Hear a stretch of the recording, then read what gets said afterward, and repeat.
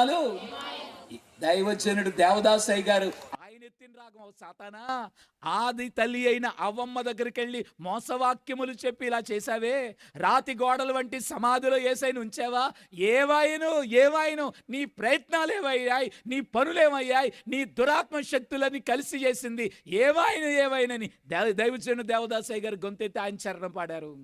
సాతాను యొక్క పనులన్నీ కూడా దుంపనాశనం అయిపోయినాయి గనక, వాడి యత్నాలన్నీ కూడా నశించిపోయినాయి గనక, వాడు బాధతో తల చితికిపోయిన ఆవేదనతో వాడు కూడా వంకర రాగవెత్తాడు. ఇంకెంతరా బాబు, అన్నిట్లో ఓడిపోయాను నేనని వాడు కూడా ఏ రాగం తీయడం మొదలుపెట్టాడమ్మా?